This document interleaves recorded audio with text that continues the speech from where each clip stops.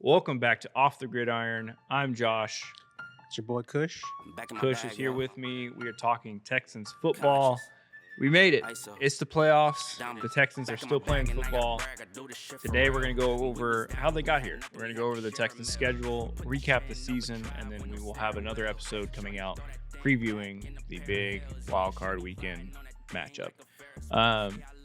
First, thoughts on the season overall. Let's give a quick grade based on you can, if you want to base it off your expectations coming in this season or not. But what would you grade this season, regular season?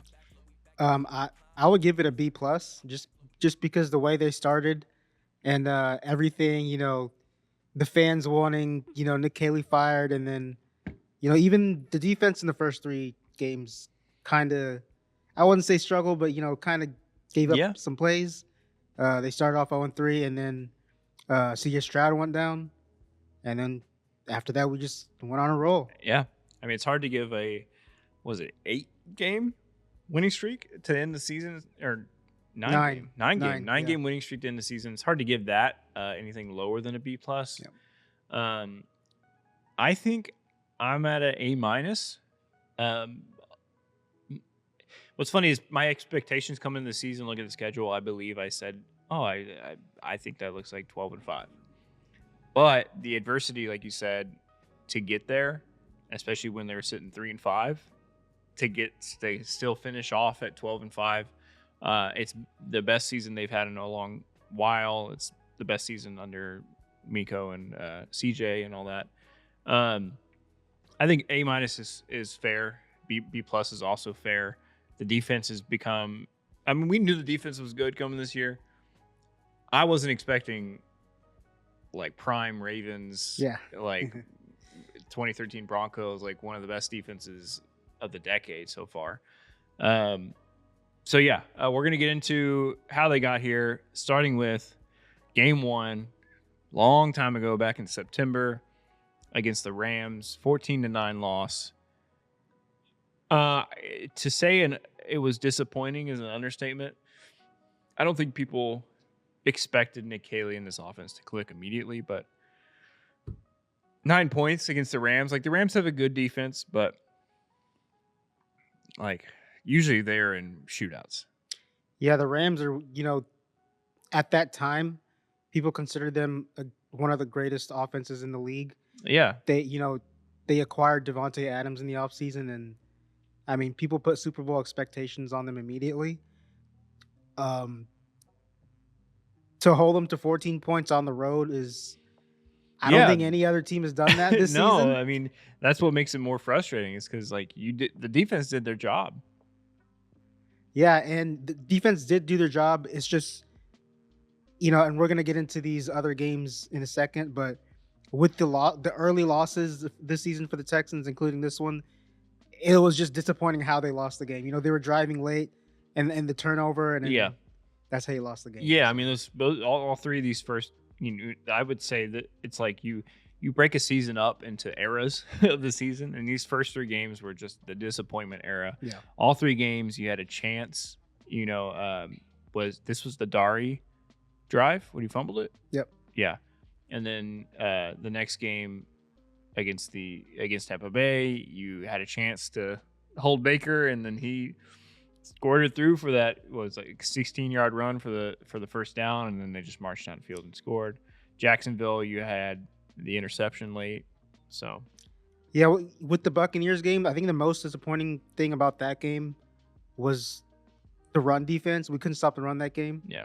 And then with the Jacksonville game, it was early in Arante Ursari's career.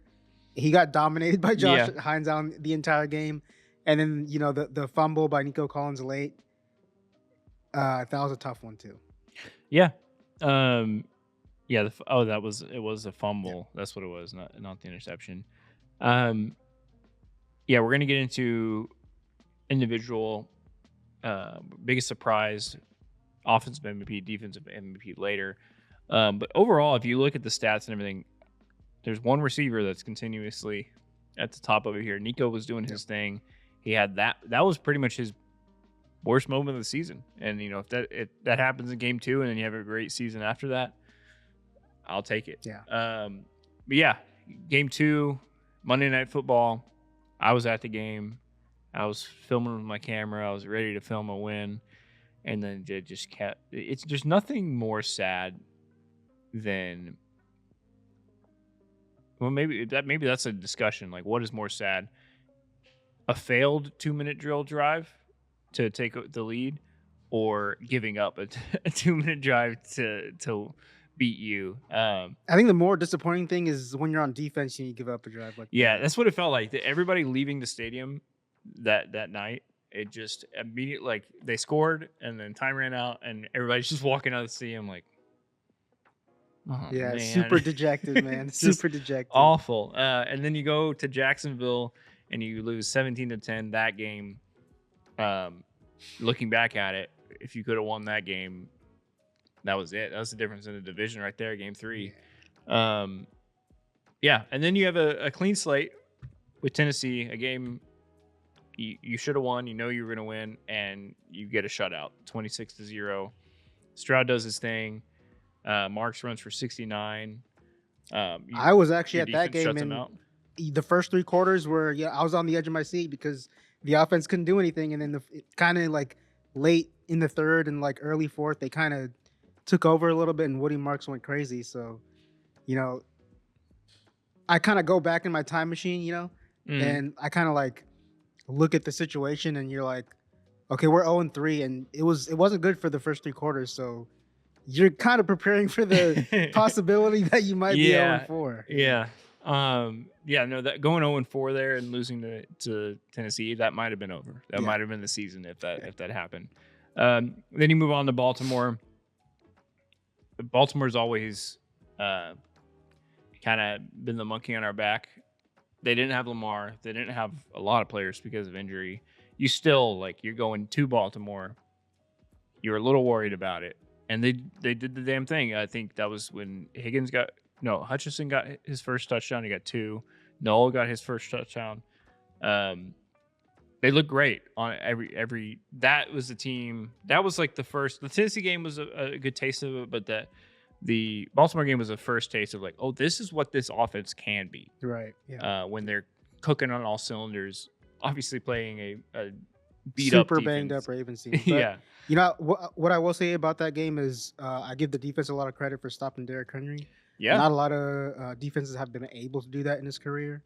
And the Texans are one of them in the D'Amico Ryans era to where they've done a great job of stopping him, these past 3 years. Yeah, I mean, watching this entire season of the Texans, obviously watching this whole Miko era, there's one thing they've done very well is shut down explosive running players. They've been really great at that. There's the occasional receiver that can still dice them up, but they've been able to get diced up by a receiver but still win the game, like Ladd McConkey and with the Chargers in last playoffs. Puka Nacua, he went off kind of, but Puka Nacua is just on a different planet. Yeah, but there's the occasional guy, but for the most part, the other team's star player, they've been very good at we got to stop that guy, and they do stop that guy. Yeah. The biggest weakness that the Texans have struggled with that I've seen eyeball test, I haven't looked at all the stats, but a mobile quarterback that can get away and like Baker did in that game and extend plays.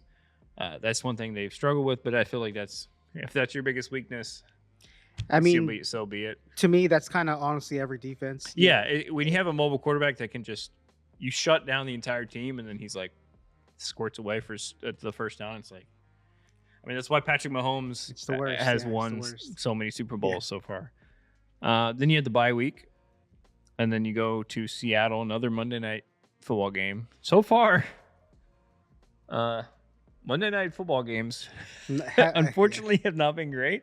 You hope this playoff Monday night football is not something Texans fans want to hear today. No, there's a lot of demons being exercised. Hopefully, the Texans. I saw a bunch of stats about they haven't beat Pittsburgh on the road on a primetime game in so long, or whatever. Pittsburgh hasn't lost a home playoff game in so long, or whatever. There's all these stats going against the Texans, and I'm let's just wipe it all, clean slate. retire Aaron Rodgers, move on. Anyways, bye week, and you go to Seattle. I think that game was probably the most disappointing on a defensive perspective. JSN really kind of diced you up. CJ did better to decent. He did what he could. Schultz led the way with 98 receiving yards. Kind of a frustrating game all around.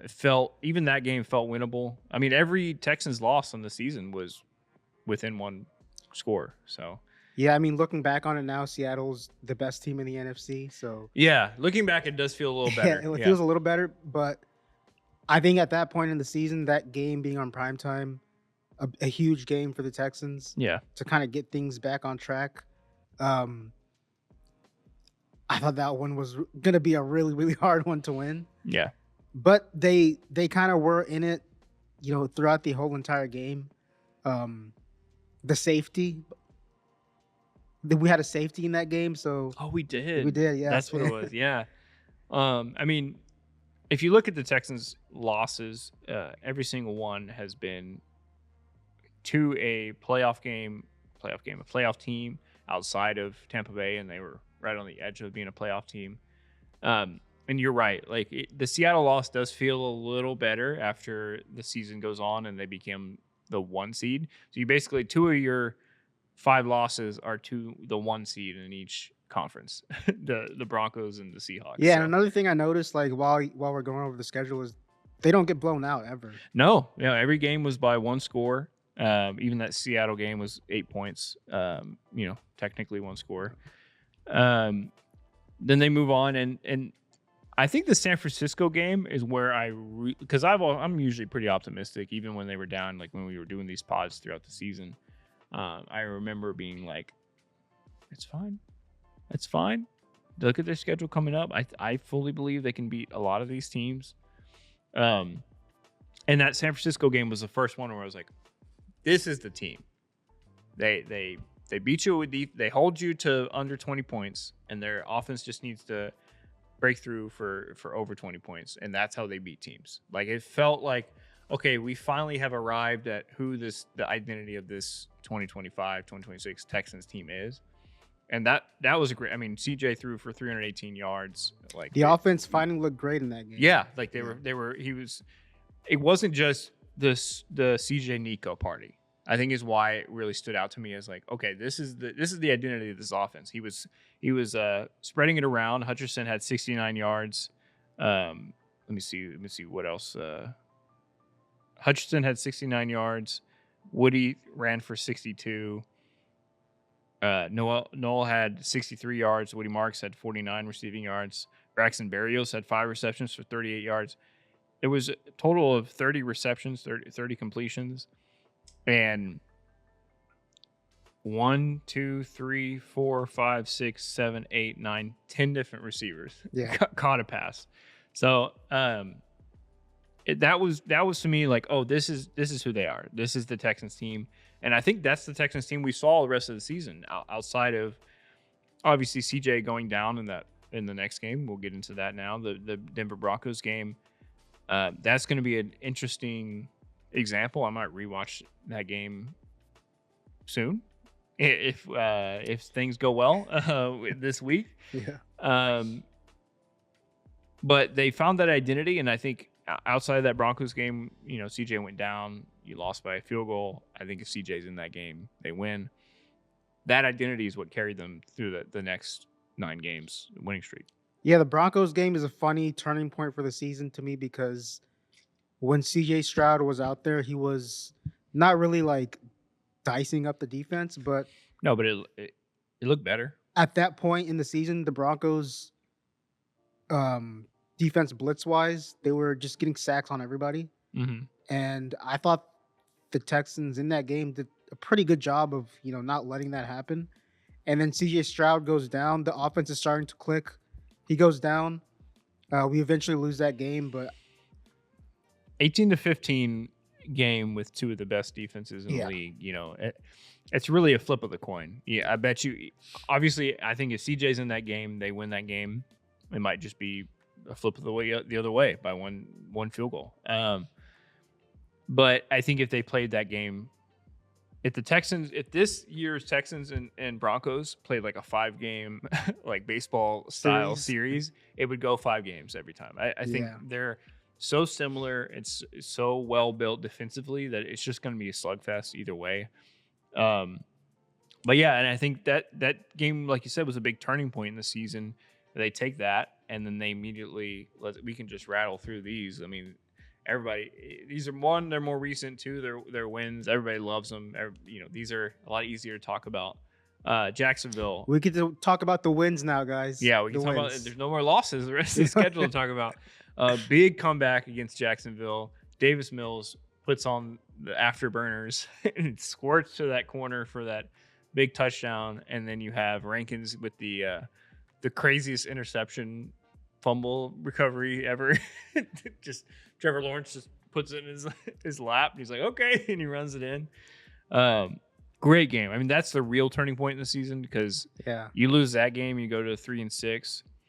I mean, in my opinion, if they lose that game, the season's like 90% over. Yeah, I think so. I think it would be. I mean, luckily, it turned out that the AFC was a lot of mid after the top teams. So I think the Texans could have only won 11 games, could have maybe even only won 10 games and had a chance to make it.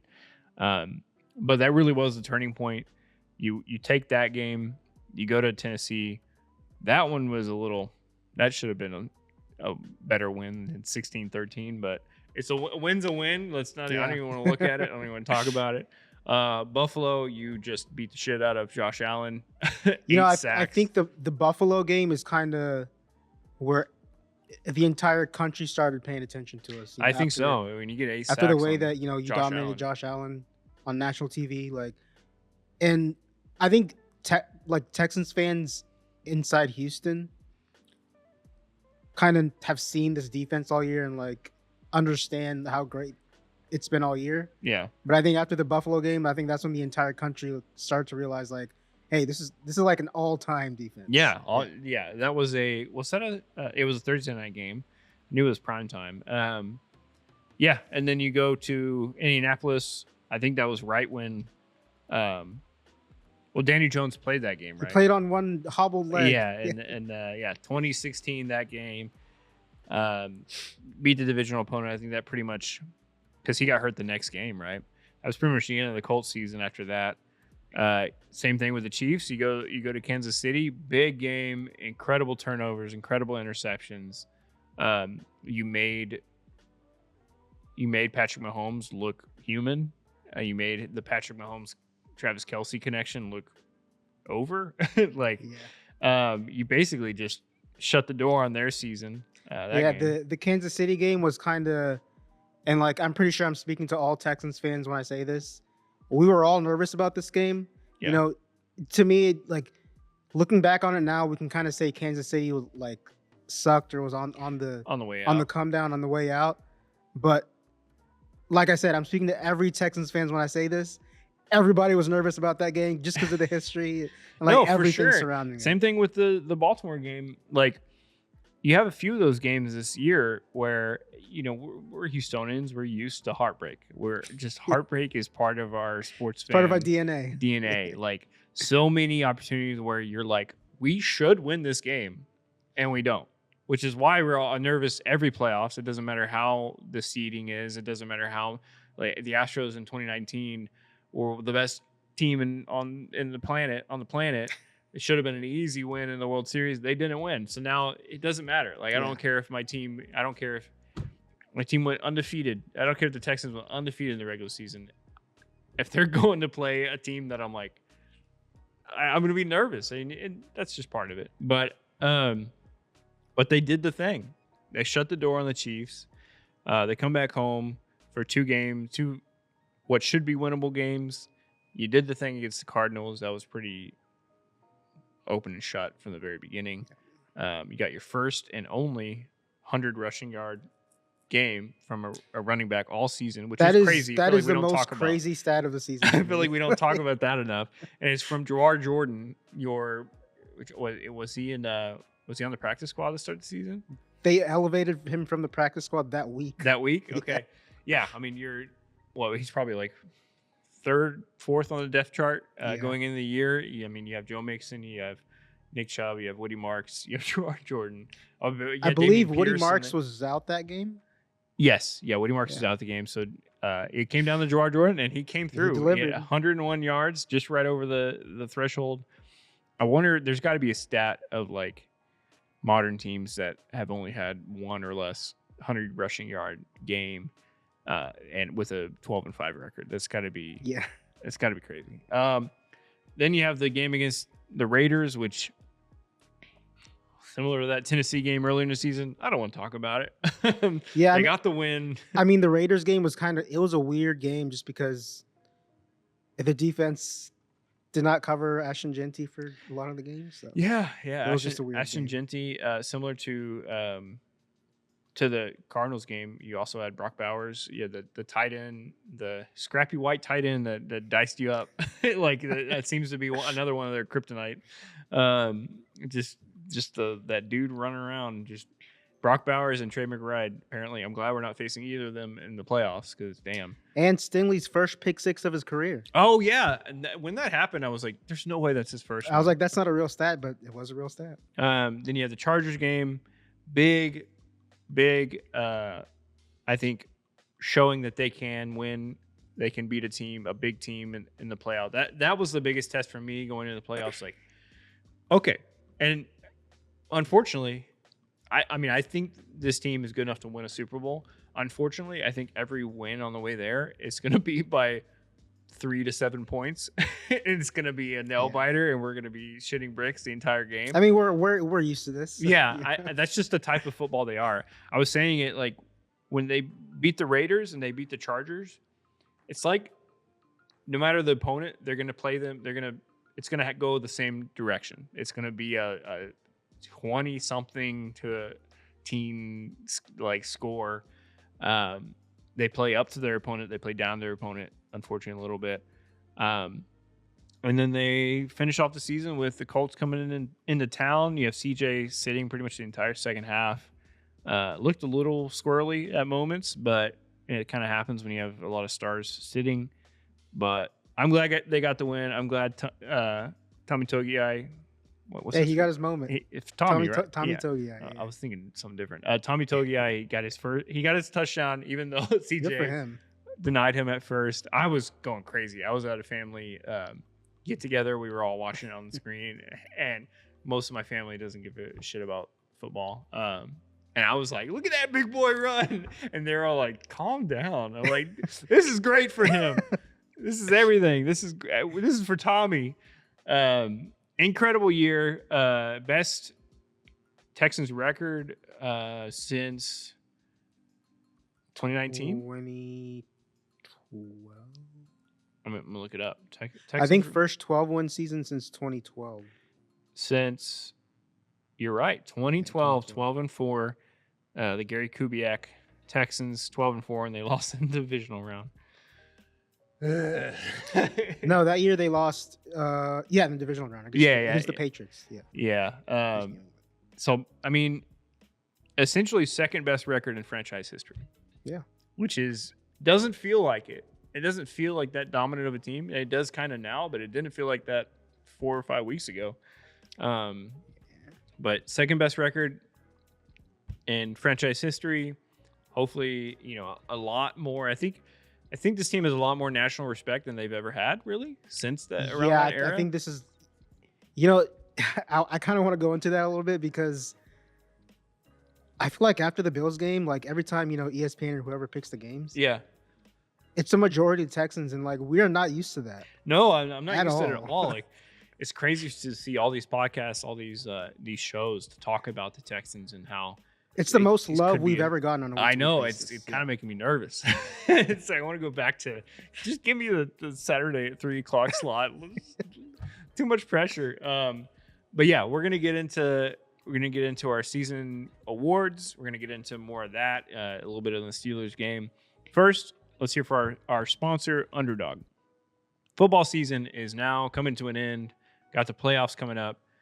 Underdog is the best place to get on all your playoff action. Playing Underdog is easy. Just pick whether your favorite players to go higher or lower on stats like rushing yards, receptions, touchdowns, and more. Get your picks right, and you could win up to 5,000 times your cash.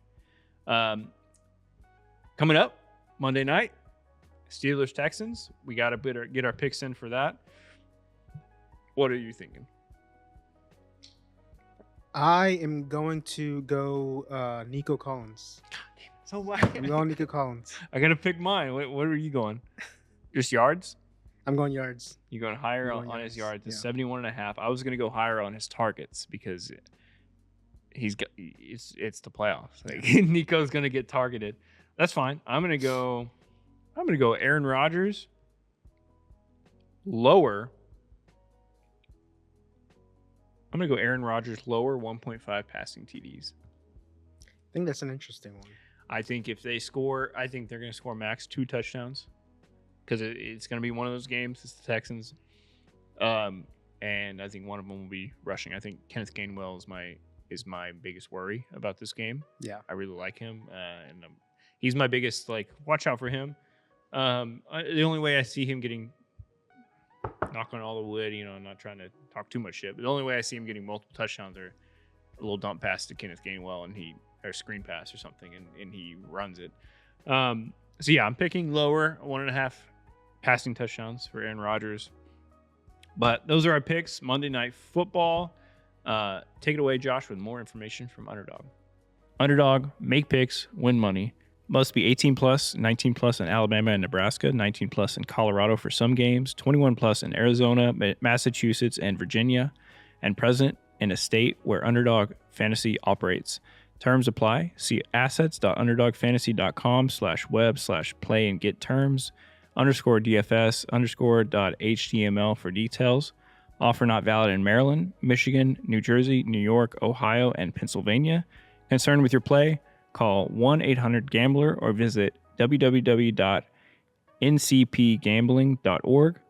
In New York, call the 24/7 Hope line at 1-877-8-HOPE-NY or text HOPE-NY 467369. Thanks, Josh. Use code OTG. All right, Texans, Steelers, Monday Night Football. It's got to be the first primetime first-round game for the Texans, right? I feel like Ever, yeah. It feels like it's got to be ever. Texans fans, if you guys haven't been paying attention, no, you don't have to tune in at 3 o'clock on a Saturday this year. Yeah. We can wait till Monday night. So I kind of hate waiting though. Now that we have it, I'm like, we have to wait. We have to watch all these other football games and then just keep waiting and waiting and waiting. yeah, you gotta stress out for a couple more days. So. Yeah, it's really frustrating, but it is cool. It's really great, especially if it goes well. If it goes well, then it's going to be the best night ever. So primetime football, Monday night playoff game, and if the Texans can do what we hope the Texans can do, that's just a great start to the playoffs moving forward. But yeah, it's going to be interesting. I think I haven't seen the line, but I'm assuming the Texans are favored. I believe the Texans open up as a 2.5 point favorite. On Underdog, shout out Underdog right now. It is minus 3.5. Yeah, so minus 164. So yeah, it's kind of weird being liked by the national media, but there's a reason why they got like that, and I think most football people, I think the average fan loves offense, but I think most football people love a good defense. Yeah, just love a defense that can just do the damn thing. Especially you need like former players and stuff on the podcasts, on the shows and stuff. They love talking about defense. They love talking about, oh, this team is going to light you up. One thing I want to talk about that I noticed, because I was recently editing our playoff hype video for this, and it'll go out Monday morning. But I was going through a lot of footage, a lot of the videos the Texans put out, all that stuff. And I noticed a switch. They had C.J. Gardner-Johnson doing some of the, when the players huddle up and one player stands in the middle and hypes the entire team up. They had C.J. Gardner-Johnson doing that a little bit at the beginning of the year. And then also, the past few years, they've had Joe Mixon, they've had some other people. This year, for the most part, I think starting, I don't remember what week it started, But from like week 3 or 4 or something like that to the rest of the year, every video I saw, it was always Aziz. And he was getting those guys excited. He was getting those guys hyped up. He was kind of leading, being a true leader. And I think that might be when the switch kind of flipped on this defense and when they really started becoming at this elite level. I don't think it can be overstated how important he is as a leader to this team. And also watching him, you know, the way national media talks about him, you think he was a deranged, like lunatic. Yeah. And you see him like being interviewed and stuff. He just seems like the nicest dude ever. He's just like chilling. I mean, he's the unquestioned leader of not only the defense to me, like the entire team. I think the entire team, yeah. And, you know, D'Amico Ryan's kind of like their relationship is he's the coach on the field, and he's not only the coach as far as X's and O's on the field, like motivational, like hype up, like he's that type of player for that entire team. So and he was he was out for was it the Raiders game? He was out against the Raiders. Yeah, that's when the defense looked the worst. Yeah, so I mean, just pray for his health, and like if he's leading this team, I trust him to beat anybody. So getting into that, let's get into our couple little awards for the season. First off, your biggest surprise of the season. Is it okay if I go with a unit instead of a player? Sure, you can go whatever you want. Just some aspect. I don't think it's a question. It's the offensive line.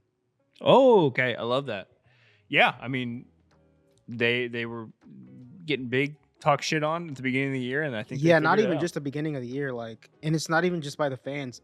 The national media were taking a big crap on us for the Laramie Tunsil trade. Yeah, and they had their lumps and bruises to begin. You know, they did, but I think the job they did with like so many moving parts they had new guys in and out, injuries. And then shout out to Titus Howard. He's like moving all across the line. He's done a pretty good job. Ursary, like he kind of struggled early, but he's done a pretty good job. He's finding his own. I think to your point about the offensive line, not even just on a play aspect, but on a penalty aspect. I can't remember the last game where I was very pissed at the offensive line for a big false start or a big penalty. They've really cleaned that up, which is awesome. Yeah, I saw a stat the other day. The Texans this year gave up 31 sacks as a team. Mm-hmm. That's the least since 2014. Really? And, bringing up the Laramie Tunsil point, the offensive line with Laramie Tunsil on it, since he's been on the Texans, his career, higher than 31 every single year. So really, like a lot of people were criticizing the move. I've kind of been on the train where like I thought it was the right move. I thought it was a good move just for the money aspect because he was going to ask for an extension. Yeah. But then the other thing is, give a lot of credit to Cole Popovich, the offensive line coach. Yeah, the leadership, the whole line feels different. And, going back to this point with the offensive coordinator, I think that's part of the reason why they brought Caley in. I don't think it was because of his, experience with the Rams. Just he was under Dante Scarnecchia, one of the best offensive line coaches we've ever seen. And so I think they've done a great job with it. And pass protection wise, like against pretty good defenses, the Chiefs, I know people like to say their defense fell off, but when you kind of look at it, you kind of look at it relative to like the Texans offense and how not good they've been. Yeah. I think it's impressive that they stayed in that game and the offensive line kind of figured it out. And then the Chargers game too, we talked about earlier, Blake Fisher's first start in his career, he gave up 0 sacks against a Pro Bowler pass rusher. Yeah. So, I mean, looking at the stats, the Texans gave up 1.8 QB sacks per game, which is 9th in the league. So they were better than average offensive line for the most of the season, which I would have settled for. At the beginning of the year with all the questions we had, I would have settled for average, and they were above average on a whole on the season. Like I said, I haven't really thought about. Felt like last year there was like every other game there was some big crippling offensive line penalty, or they had CJ running around like a maniac, and they had a little bit of that at the beginning of the season. But you're right, the coaching, everything, it felt like they really locked that down towards the end of the season. They at this point hopefully kind of figured it out. I think last year the issue with it was the interior pressure just got there right away. I think this year, especially early on, the interior offensive line was pretty good, and early on it was the outside, right? Yeah. But I give a lot of credit to D'Amico too for just trusting his offensive coaches to kind of fix that lineup, and they've had a lot of different combinations, not even just because of injury, just because guys didn't play well. They signed guys in the offseason where, a Cam Robinson that they cut. Yeah. So I think they just did a really good job of like understanding, okay, like this guy's not working out. We got to change things up. Where last year, they were kind a of big stuck. criticism of the coaching staff was Kenyon Green kept playing bad, and they just kept putting him out there. Yeah, they kept until putting he out. got hurt, and that's why he left. Yeah. So- No, I agree. I like that as your surprise. I'm also going to pick a unit, and I'm going to pick the draft class. I'm going to pick last year's draft class as my biggest surprise. I mean, I was optimistic about Jaden Higgins. He was probably my biggest guy I was like optimistic about. And he rose to my expectations, if not a little bit better. I think he has a bright future matching up with Nico. I think he's getting better and better. He's got something. You can see where he's a rookie at some moments. You can see where, the way he plays the sideline, he needs to get a little better at, keep your feet in bounds, keeping space to do that, to execute on that. Jalen Noel's been incredible. I think he's getting better and better at the return game, to where I wouldn't be surprised if he breaks off a big return, maybe even a return TD at some point, hopefully in the playoffs, but maybe next year. And Woody Marks. I mean, if Woody Marks isn't as good as Woody Marks is right now, I don't know where this team is, because Chubb was playing okay. He dealt with a lot of injury stuff throughout the year. Obviously, Mixon just gone for the year. If Woody Marks isn't who Woody Marks is, that maybe they have to make a trade, and then you lose from another position of strength. You have to make some sort of trade, or they're signing, and you have a carousel of guys you're signing. Obviously, Gerard Jordan having a spark as well has been incredible. But, and Ursary, he's gotten better and better. I think when it's all said and done, we're going to look back at this draft class as one of the best draft classes in Texans football history, which is crazy. But just on a quantity standpoint, like the spread, like obviously we drafted JJ Watt and he was a Hall of Famer. Like landing on one guy is different from landing an entire draft class of like, oh, all of these guys are making this team good. Yeah, you brought up the rookies. Like, I don't think people understand how hard it is, when you have the Joe Mixon situation was that is what it was. And so you kind of had to rely on Woody Marks for your run game. And then Arante Ursay has been huge too. Yeah. I mean, we all talked about how this offensive line, they had to address it in the draft. They did that. I mean, I personally kind of wanted them to do it in the first round, but yeah, a lot of people were upset about that. They got their guy in Ursay. He's had some ups and downs, but I think you're right. I think as time goes on, we're gonna look back on this draft class and not necessarily like say, oh, we got a Hopkins, or oh, we got a Watt. Yeah. Or oh, we got a Stroud or a Will Anderson Jr. Yeah. But obviously, that'll be the most memorable draft, the Stroud and Will. Right, yeah. But this might be the most impactful. This one from like a team building perspective and like putting stuff around Stroud in your offense, I think we're gonna remember as like, okay, like great job, Nick Caserio, like he did his thing. Yeah. I mean, look at other teams where they draft a big quarterback, and then the next year they just completely miss out on building around. I mean, there's so many good teams that have a good, strong piece, but they just can't figure out how to build around that piece. Nick nailed it with one draft so far that we've seen. And all these guys, I'm very optimistic about their future too. Not only do they have pretty solid rookie years, but I'm like, I see the upside of the future as well. Yeah, I kind of want to go back to the OC conversation. Like the the reason I kind of give Nick Kelly a little bit of leeway is he had a lot of rookies on his offense, man, like Jaden Higgins, Jalen Yep. Noel.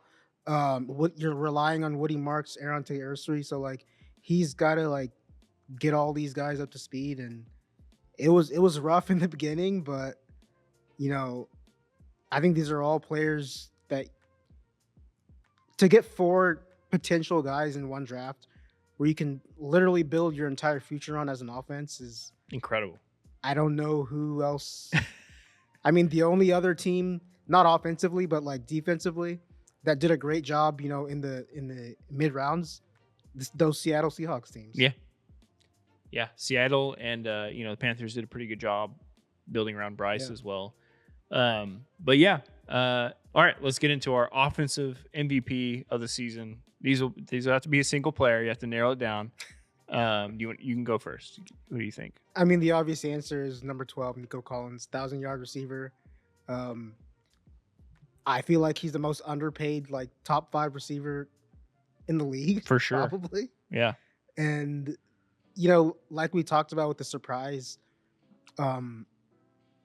this team had, a lot of rookies on the offense. He's the one vet that, stepped up when you needed him to. I mean, pretty much him and Christian Kirk were your yeah. only two receivers consistent receivers vet receivers that weren't rookies. Pretty much just Nico.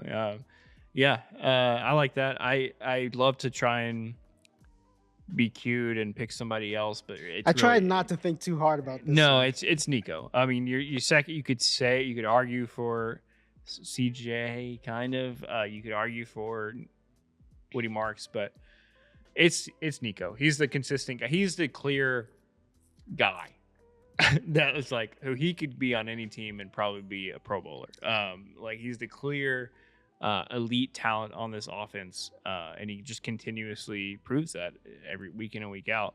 I think it's a very clear and easy offensive MVP. So let's get into defensive MVP. Now this is a difficult one because there's a lot to choose from on the offensive side. It's like, oh, there's one guy and then a bunch of guys on the same level except for Nico. On the defensive side, it's a lot of really good players. I thought it was incredible. I was looking at the stats. Texans have the only team that have two pass rushers in the top 10 in sacks. With Daniil has 16 and Will has 12, I believe. And then on the cornerback side, on the secondary side, you have 4 guys with 4 interceptions. That's incredible. And there's a bunch of players with 5. Well, there's 6 players with 5. One player has 7 in the league, but the Texans have the most dominant, clear core. So it's really hard to kind of pinpoint one guy, but I'm going to make you go first. To me, it was between 2 guys. It was between Will Anderson Jr. and Derek Stingley. Yeah. I'm the biggest Derek Stingley fan. Okay. But the impact that... a jersey right there. Yeah. The impact that Will Anderson Jr. has on this defense is unmatched. Like, they moved him all over the defensive line. They lined him up wide. There was one game, the Colts game on the road, where they lined him up over the center, and he just blasted. He just blasted the play up, and if he's not there yet, he's quickly becoming the best pass rusher in the NFL. Yeah, he's only like 24 still. Yeah, and I think the play that stands out to me as far as Will Anderson Jr. plays this season was, against the Bills, where Josh Allen's running around and Will Anderson just doesn't give up on the play no matter what. Yeah. Like, he gets blocked, he gets pushed down, gets back up, and just keeps chasing him. That's what makes the great pass rushers like Hall of Famers. The motor, the effort, and all that stuff. Yeah. To me, he's unquestioned best defensive player in the league. I think he's going to show it in the playoffs. Oh, I can't wait. And man, yeah. Look, I love Stingley. We all love Stingley, but the problem for Stingley is nobody targets him because he's so good. So he does. Unfortunately, like he's probably top 3, maybe even top 1 cornerback in the league. But the problem is because he's so good, he doesn't get targeted, so he doesn't get as many interceptions or as many opportunities for big highlight plays. So, meanwhile, Will, like, his whole tape is highlight because he's just beating offensive linemen all the time. I like that. I'm in between to change it up a little bit. I'm in between two guys. You could argue Kamari Lassiter has become one of the most impactful players because Stingley's not targeted as much. Lassiter is, and he's continually excelling. But it'd be hard to give him the nod over Stingley when they're both like right there. So I'm giving the defensive MVP to the leader of this defense, Azeez Al-Shaair. I mean, he leads the team in tackles, solo and assisted. He has 103, just incredible. He leads his defense. He's the quarterback of the defense. He's out there, and when you have the best defense in the NFL, the leader of that defense should be acknowledged. He also has 2 interceptions in there. So he's just around. Like he's everything you could ask for from a Mike, from a linebacker. He's incredible. He's my defensive MVP. And I, like we said, I don't think there's a wrong choice, really. You could also... Yeah, I mean, this team has a lot of... Petrie's incredible. They have a lot of guys. Kalen Bullock's been incredible. Danielle Hunter, we didn't even talk about it. He had 16 sacks. He's third in the league in sacks. Just incredible defense. Looking forward to this Steelers game, Monday Night Football. We're going to do a full preview, but just to give a little taste, what are you expecting Monday night? I'm expecting a defensive game. Well, first of all, I'll tell you guys a little story. Okay. A little Kush story time for you guys. All right. 2012, when the Packers came to Houston, kind of background, like 2011, we finally made the playoffs for the first year. The vibes were high in 2012. I felt like that team could have been a Super Bowl contender. And we had our first test against Green Bay at home. I believe it was a Monday night game, or maybe it was a Sunday night. I don't remember. I think it was a Sunday night. But I was there, and I saw this man, number 12 for the Packers, number 8 now for the Steelers, throw 6 touchdowns on my team. So I know everybody's kind of low on Aaron Rodgers this year, but that man still scares me. I still have nightmares about Aaron Rodgers. Dez was saying Aaron Rodgers haunted his entire childhood. Dez grew up a Cowboys fan and Packers Cowboys. And literally he renounced his Cowboys fandom a couple years ago for the very reason of getting away from heartbreak. And now he put a bet down on the Texans for the Super Bowl in their first round against Aaron Rodgers. So he's shitting bricks. But that game in 2012, he threw 24 for 37, 338 yards, 6 touchdowns. On the other side, you had Matt Schaub doing Matt Schaub. Who led the Texans in rushing yards for that game? Do you have any memory? That was a long time ago. Foster? Tate? Foster and Tate were 2 and 3. Justin Forsett. Oh wow! Led with 47 rushing yards that game. He had a big 17-yard run that kind of did it. But I'm expecting the same thing. I'm expecting the main worry with Rodgers, especially at where he is now, is his mind. And I think if the Texans were a team that relied on scheme over talent, I would be worried about that, because a smart mind can beat almost any defensive scheme, especially if he sees it and executes. But as you've seen from many stats that have come out this year, the Texans just line up and say, "Come at me." Do. So there's not a whole lot like I can see Aaron Rodgers seeing the defensive scheme and say, "Oh, there's a hole here," whatever. There's not a whole lot of holes. It's really just talent on talent come beat us. And if I'm picking on talent, I'm picking the Texans every time. Yeah, Texans defense. You make a good point with the scheme argument, but I think the only way the Steelers are going to win this game is Aaron Rodgers has to be like young Aaron Rodgers. Yeah, that's the only way. I mean, like you said, the Texans, they don't really blitz a lot, so it's not like Aaron Rodgers can attack you that way. Yeah, it's not like he can read the blitz and say, "Oh, let's do this," or whatever. they don't really go man to man a whole lot. I feel like they're going to probably on third down just against like DK Metcalf and guys like Game One, stuff Yeah. like that. But I mean, the Texans kind of show you what they're gonna play and They dare you say, to "Come beat it. beat And us." nobody's been able to do it, so Yeah. we'll see how that game goes. I'm excited. We're going to do a full preview of the game later. But yeah, thank you for watching and listening and hanging out with us, talking about this second best season in franchise history. I'm glad we're here to watch it and talk about it with y'all.